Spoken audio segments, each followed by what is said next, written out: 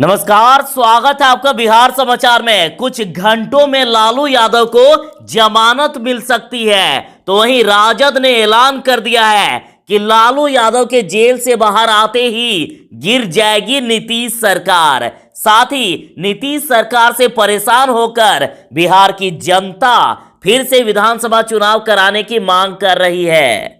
तो आज की बड़ी खबरों पर बात करने से पहले आपसे अनुरोध है, कृपया वीडियो को एक प्यारा सा लाइक अवश्य कर दीजिएगा।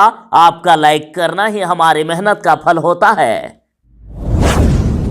16 अप्रैल को लालू यादव को जमानत मिल जाएगी, ऐसा दावा किया जा रहा है। और जमानत के लिए कहीं भगवान से प्रार्थना की जा रही है, तो कहीं अल्लाह से दुआ मांगा जा रहा है। लालू यादव के संतानों की एक ही इच्छा है कि कान्हा सुने या अल्लाह, अब पापा बाहर आ जाए।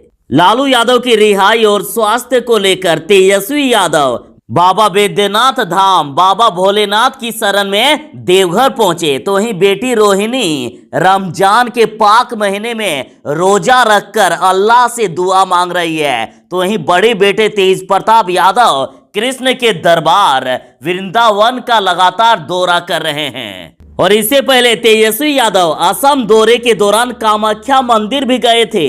लालू यादव की बेटी रोहिणी आचार्य पूरे महीने रोजा रखेगी लालू की रिहाई और स्वास्थ्य के लिए। तो वहीं तेज प्रताप यादव ने लालू यादव की रिहाई के लिए राष्ट्रपति को लाखों पोस्ट कार्ड भेजे हैं। साथ ही वृंदावन से कथावाचक बुलाकर पटना के अपने आवास पर 7 दिवसीय भागवत कथा भी करवाई है।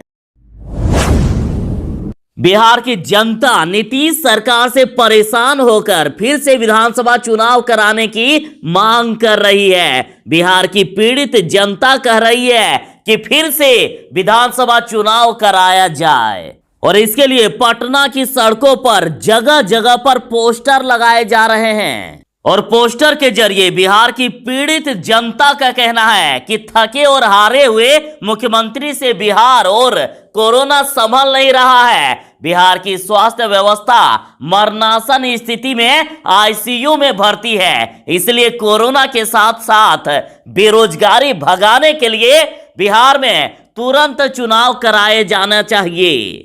तो यदि आपको भी लगता है कि बिहार में फिर से चुनाव होना चाहिए, तो अपनी राय कमेंट में जरूर ही दें और वीडियो को लाइक करके अपना समर्थन दें।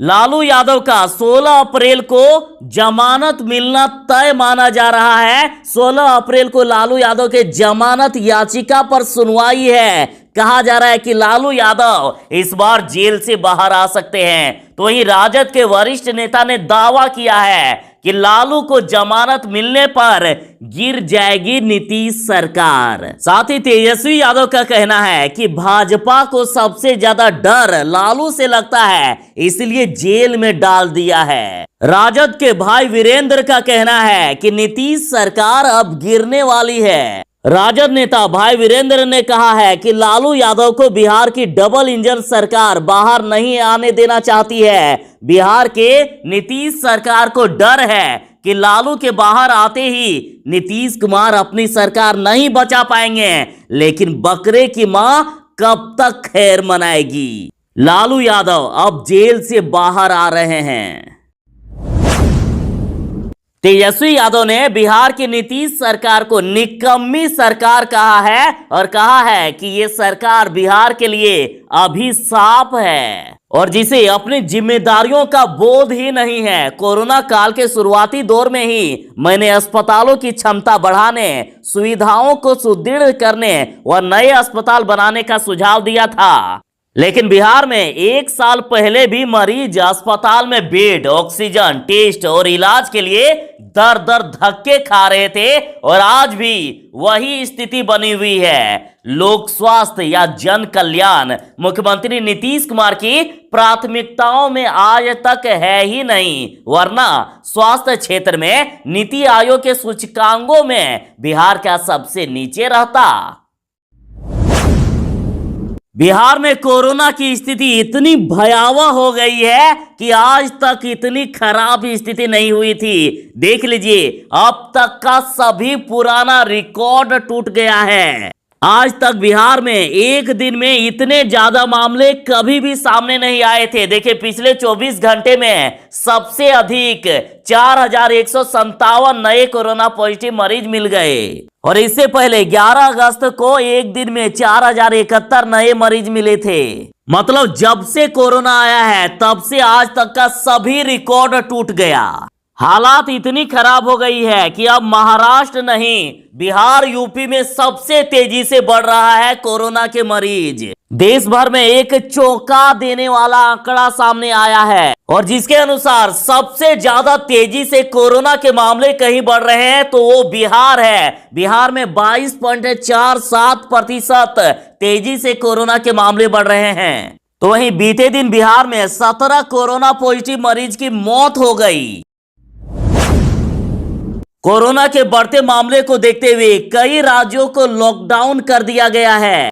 महाराष्ट्र में 14 अप्रैल से लेकर 1 मई तक लॉकडाउन जैसी हालात रहेगी। बिना जरूरी काम के कोई भी घर से बाहर नहीं निकलेगा, साथ ही बाजार दफ्तर बंद रहेंगे। अब फिर से प्रवासी मजदूर बिहार लौटने लगे हैं और इसी बीच बड़ी खबर है, मुख्यमंत्री नीतीश कुमार 17 अप्रैल को सर्वदलीय बैठक करने वाले हैं। तो इसी बीच खबर सामने आ रही है कि 30 अप्रैल तक पाबंदियां बढ़ाई जा सकती है और मुजफ्फरपुर में तो अभी से ही पाबंदियां लगा दी गई। बिहार में अब शाम 7 बजे से लग सकता है नाइट कर्फ्यू। शादी में मेहमानों की संख्या अब और भी घटेगी। बिहार में स्कूल कॉलेज 18 अप्रैल तक बंद है, आगे भी बंद किया जा सकता है। सीबीएसई ने तो 10वीं और 12वीं की परीक्षा कैंसिल कर दी और हालात ज्यादा खराब हुआ तो बिहार को लॉकडाउन भी किया जा सकता है। अतः अभी से ही सावधान, समझ जाइए।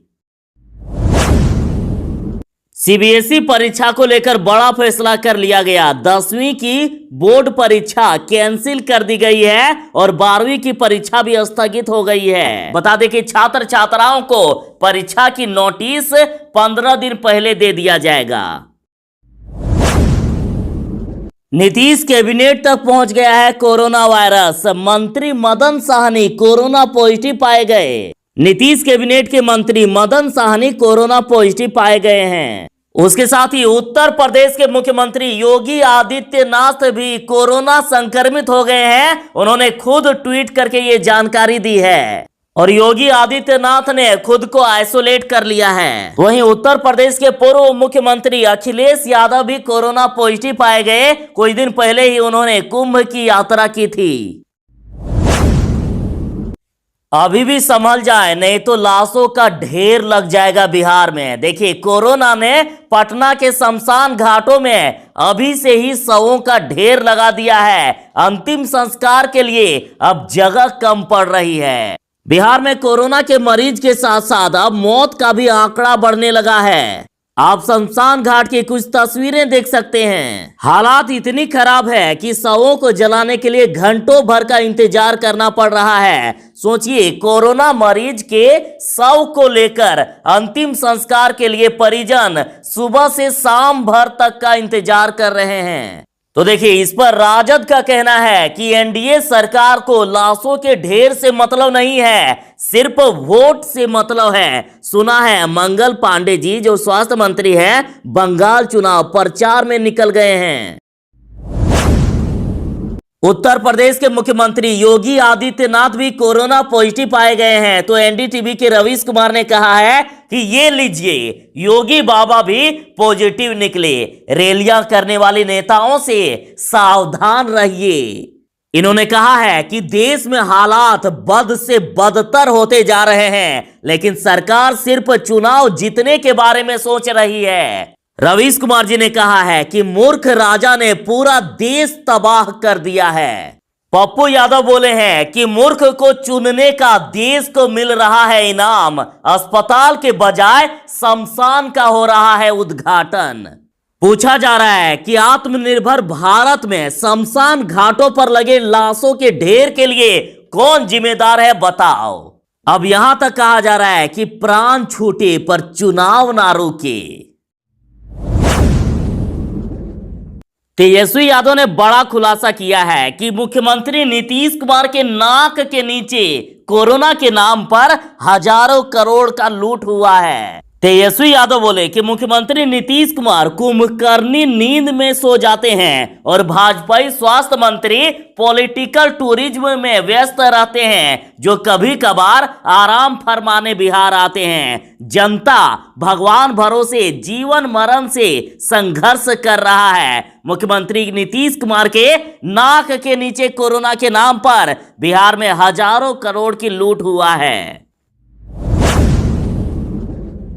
बिहार में स्वास्थ्य विभाग की लापरवाही के कारण एक कोरोना मरीज की जान चली गई। बिहार के स्वास्थ्य मंत्री मंगल पांडे एनएमसीएच आने वाले थे और ऐसे में उनके स्वागत में डॉक्टर लग गए और कोरोना मरीज को एडमिट नहीं लिए तो गेट पर ही एम्बुलेंस में ही तड़प तड़प कर कोरोना मरीज की मौत हो गई।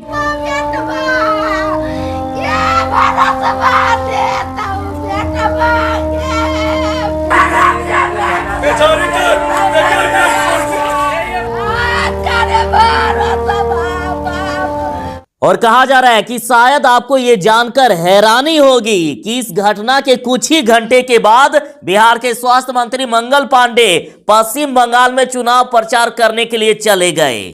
तेजस्वी यादव भी बोले हैं कि बिहार के स्वास्थ्य मंत्री मंगल पांडे चुनावी दौरे से लौटने के बाद खाना पूर्ति के लिए और खबर पूर्ति के लिए एनएमसीएच का दौरा करते हैं और गेट पर ही कोरोना मरीज दम तोड़ देते हैं इलाज के अभाव में। तेजस्वी बोले कि यही तो है राम राज्य।